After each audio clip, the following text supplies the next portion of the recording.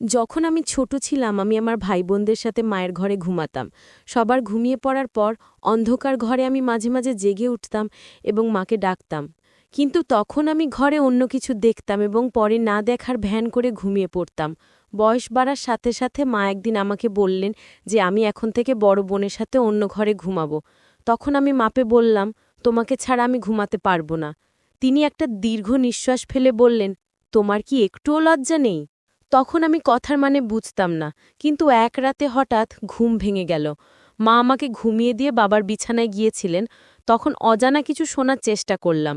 প্রথমে ভাবলাম মায়ের পাশে গিয়ে শুই, কিন্তু তারপরে সেই অচেনা শব্দগুলো শুনতে লাগলাম। এই নতুন অভিজ্ঞতা আমাকে দ্রুত বুঝতে শিখিয়েছিল এবং আমি ধীরে ধীরে আরও বিচক্ষণ হতে লাগলাম। এরপর আমি বড়বোনদের ঘরে ঘুমানো শুরু করি, কারণ কিছু অনুভূতি আমাকে লজ্জা দিতে শুরু করেছিল। তোমরা আমার গল্পগুলো শুনো কিন্তু সাবস্ক্রাইবই করো না। দয়া করে গল্পগুলো ভালো লাগলে ভিডিওটি লাইক, শেয়ার এবং চ্যানেলটি সাবস্ক্রাইব করো প্লিজ। আমি প্রিয়া। আমাদের পরিবারে ৩ বড় বোন ও ২ ভাই ছিল। আমি দেখতে সবার থেকে সুন্দর ছিলাম। সময় যেতে থাকলো আর আমার ভাই বোনেরা একে একে বিয়ে করে চলে গেল।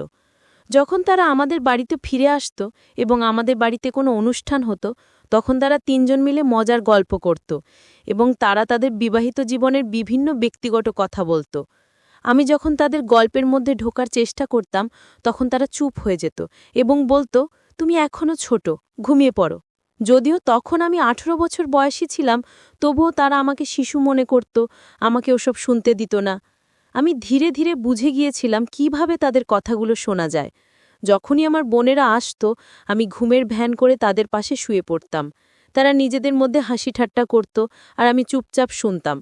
রাতের নির্জনতার মধ্যে তারা হাসি মশকরা করত, যা আমার মনেও একটি আলোড়ন তৈরি করেছিল। আমি ভাবতাম, যদি আমারও বিয়ে হয়, আমারও একজন সঙ্গী থাকবে এবং সেই সম্পর্কের মধ্যে একটি বিশেষ সম্পর্ক গড়ে উঠবে। এই চিন্তা আমার হৃদয়ে উত্তেজনা সৃষ্টি করেছিল এবং আমি নিজের ভবিষ্যতের কথা ভাবতে শুরু করলাম। তবে সময়ের সাথে সাথে একটি অদ্ভুত অস্থিরতা আমার মনকে আচ্ছন্ন করেছিল। আমি ইন্টারনেটে রোম্যান্টিক গান খুঁজে দেখতাম আর শুনতাম এবং নিজেকে সেই গল্পের চরিত্রের জায়গায় কল্পনা করতাম। একদিন যখন আমার বড় বোন বাড়িতে ছিল, বোনেরা তাদের সাংসারিক বিষয়ে কথা বলছিল এবং তাদের জামাই কী রকম সেসব বিষয়ে কথা বলছিল, যা আমার অস্বস্তি বাড়িয়ে তুলেছিল। রাতে আমি আবার সেই গানের ভিডিও দেখছিলাম। তখন আমার বোন জেগে গিয়ে আমাকে দেখল। সে আমার মোবাইল কেড়ে নিয়ে আমাকে ধমক দিল এবং বলল, তুমি কেন এইসব কাজের মধ্যে জড়িয়ে পড়ছ? তোমার কি বয়স হয়েছে, কিন্তু তোমার আচরণ দেখে মনে হচ্ছে না। তার কথাগুলো শুনে আমি ভয় পেয়ে গেলাম এবং কেঁদে ফেললাম। আমি তাকে বোঝানোর চেষ্টা করলাম যে আমি সত্যিই কিছু ভুল করিনি, শুধু বিষয়টা পছন্দ, তাই দেখছিলাম। আমি ভিডিওটি দেখছিলাম, কিন্তু বড় বোন আমাকে খুব বকাঝকা করল। পরের দিন সে আমার মোবাইল ফেরত দিল, তবে আমাকে প্রতিশ্রুতি দিতে বলল যে যদি আমি আবার এমন কিছু দেখি তাহলে সমস্যা হবে। আমি কলেজে ফিরে গিয়ে পড়াশোনায় মনোযোগ দেওয়ার চেষ্টা করলাম, কিন্তু যখনই আমার বন্ধুরা তাদের প্রেমিকদের সাথে ব্যক্তিগত কথা বলতে শুনতাম, সেই পুরনো অনুভূতি আবার ফিরে আসত। ১৮ বছর বয়সে আমি আবার একই রোম্যান্টিক গানের ভিডিও দেখলাম, আর সেই মুহূর্তে বোন আমাকে ধমক দিল। সে বলল, আমি তো তোমাকে নিষেধ করেছিলাম, কিন্তু তুমি শোনোনি। মনে হচ্ছে তুমি বড় হচ্ছ, তাই এসব ব্যাপারে আগ্রহ দেখাচ্ছ। এখন মাকে বলতে হবে। আমি রাগ সামলাতে না পেরে বললাম, হ্যাঁ, তোমরা বিয়ে করে জীবনে সুখী, কিন্তু আমাকে একটা গানের ভিডিও দেখতে দিচ্ছ না। তাহলে মাকে বলো আমাকেও বিয়ে করাতে। আমি তো বড় হয়েছি, ঘরের কাজও ঠিকঠাক করি, আর যখনই কিছু বলি তখনই তুমি আমাকে থাপ্পড় মারো। তখন সে বলল, শ্বশুরবাড়িতে গেলে শুধু স্বামী নয়, অনেক দায়িত্ব নিতে হবে। তার কথায় বুঝলাম, সংসার করা মানে শুধু সুখ নয়, অনেক কষ্ট আছে। রাতে স্বামীর রাগ সহ্য করতে হয় আর সকালে মন খারাপ করেই দিন শুরু করতে হয়। বাড়ির খরচ ও অন্যান্য চাপ সবসময় মাথার উপর থাকে। বোন আমাকে অনেক বুঝিয়েছিল, কিন্তু আমি তখনও পুরোপুরি বুঝতে প্রস্তুত ছিলাম না। এর কিছুদিন পর প্রথম যে বিয়ের প্রস্তাবটি এলো, সেটি আমার ফুপুর পরিবার থেকে। ছেলেটির ছবি দেখার পর মনে হলো সে খুবই ভালো, আর আমার হৃদয় আনন্দের ঢেউ বইতে শুরু করল। আমাদের পরিবারের সদস্যরা সম্পর্কটি মেনে নিলেন, তাই বিয়ের প্রস্তুতিও শুরু হলো। যেদিন মেহেদি লাগানোর দিন এলো, আমি পরিবারকে ঘিরে বসেছিলাম। সবাই মিলে মেহেদির আচার পালন করছিল। পরের দিন বিউটি পার্লারে যাওয়ার সময় হঠাৎ মনটা খারাপ হয়ে গেল। বাড়ির দিকে একবার তাকিয়ে ভাবলাম, আজকের পর থেকে আমি এই বাড়ি ছেড়ে চিরতরে চলে যাচ্ছি। এই ছিল আমার শেষ দিন। আজ আমি নতুন জীবনের পথে রওনা হচ্ছি। বিয়ে শেষ হলো, আর বরকে দেখে মনে হলো তিনি খুবই সুদর্শন। বিয়ের পর সবাই আমাদের দম্পতির সাথে তুলনা করছিল, আর আমি ভাবছিলাম জীবনের নতুন অধ্যায় কেমন হবে। বিয়ের সময় যখন আমার শাশুড়ি তার ছেলের সাথে মঞ্চে এলেন, তাকে দেখে আমি বুঝতে পারলাম যে তিনি খুবই খোলা মনের এবং আনন্দমুখর একজন মহিলা। যদিও তিনি আমার শাশুড়ি, তাকে দেখে মনে হয়েছিল যেন তিনি আমার স্বামীর বড় বোন।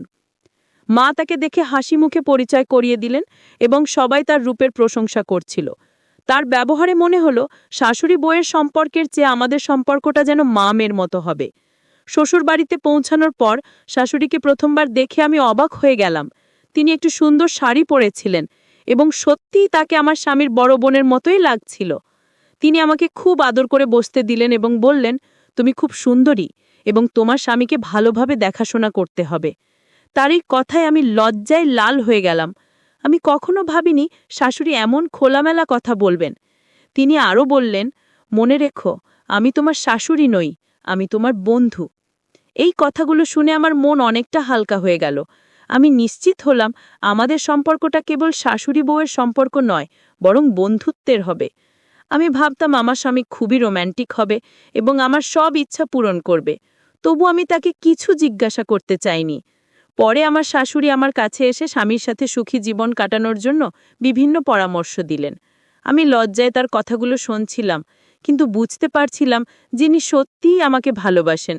একদিন ঘর থেকে বের হতে গিয়ে শুনলাম তিনি তার ছেলেকে বলছেন, ছেলে, আমার পুত্রবধূকে কষ্ট দিও না, যদি কোনো অভিযোগ পাই তাহলে তুমি কিন্তু বিপদে পড়বে।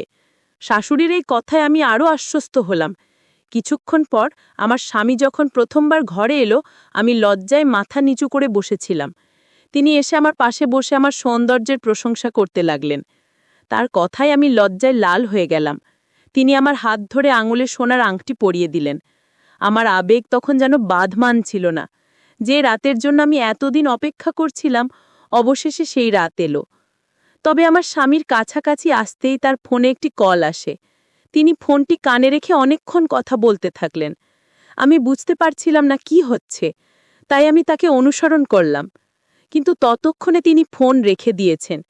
তিনি আমাকে জানালেন জরুরি কাজে তাকে শহরে যেতে হবে।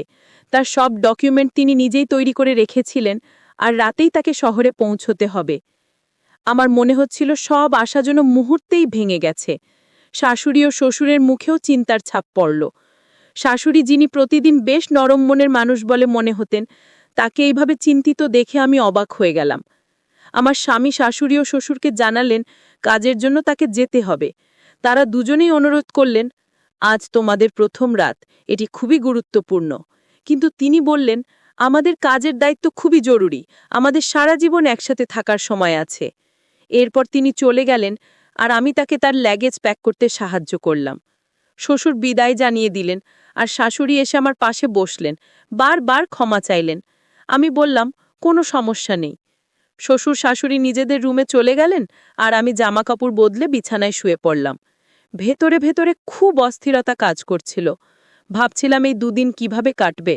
এতদিন যেখানে ছিলাম সেখান থেকেই দুদিন কাটাতে হবে। রাতের দিকে বাড়ির সবাই এসে মজা করে জিজ্ঞাসা করল, স্বামী ছাড়া কিভাবে কাঁদবে? আমার বোনেরা দুষ্টুমি করে পড়ল, কাল রাতে কি হয়েছিল, তোমার স্বামী তো চলে গেছে। বড় আপুর কথাগুলো শুনে লজ্জা পেয়ে গেলাম। তিনি আবার রেগে গিয়ে আমার সামনে এসে বললেন, তুমি যতটা বেপরোয়া ছিলে, আমি যদি পারতাম এখনই তোমাকে শাস্তি দিতাম। দুদিন পর আমি লক্ষ্য করলাম আমার শাশুড়ি আমাকে নিয়ে কিছুটা অস্বস্তি অনুভব করছিলেন। আমার স্বামী তখন আরও দূরে সরে যাচ্ছিলেন এবং জানালেন যে তিনি 2 সপ্তাহ পর ফিরে আসবেন। আমি শাশুড়ি ও শ্বশুরের সঙ্গে সময় কাটাতে লাগলাম এবং একদিন বসার ঘরে শাশুড়ির পাশে বসলাম। আমি মজা করে বললাম, আম্মু, তোমাকে দেখে তো মনে হয় না যে তুমি একটি ছোট ছেলের মা। আজকালকার মেয়েরাও তোমার মতো এত দীপ্তি ধরে রাখতে পারে না। শাশুড়ি হেসে বললেন, তুমি খুব মজার। তোমার শ্বশুর আমাকে এতটাই ভালোবাসেন যে এই বয়সেও আমাদের সম্পর্ক সুন্দরভাবে চলছে। শাশুড়ির এই কথা শুনে আমি কিছুটা লজ্জিত হলাম, কিন্তু রাতে অস্থিরতা বাড়তে লাগলো। আমি ঘেমে গেছিলাম এবং গলা শুকিয়ে গেছিল।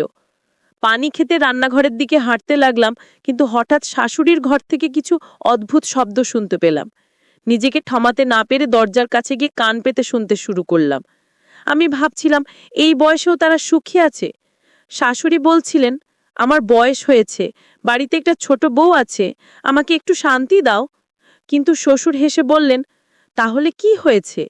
আমাদের ছেলের বউ তো এই বাড়িতে আছে, সে তো ছোট নয়। এই কথাগুলো শুনে আমি বিস্মিত হয়ে গেলাম। সকালে যখন শাশুড়ি ও শ্বশুর ঘর থেকে বের হলেন, তখন আমি তাদের সাথে চোখে চোখ মেলানোর সাহস করতে পারছিলাম না। আমি তার চোখের ভাষা বুঝতে পারছিলাম। শ্বশুরের দৃষ্টি ছিল কিছুটা অদ্ভুত। যখন আমি আমার স্বামীর সাথে কথা বলার চেষ্টা করলাম, সে আমাকে এড়িয়ে গিয়ে বলল, আমি খুব ব্যস্ত, অনেক কাজ আছে, ফিরতে সময় লাগবে। একদিন শাশুড়ির শরীর খারাপ হয়ে গেল, তার রক্তচাপ বেড়ে গিয়েছিল। তিনি বললেন,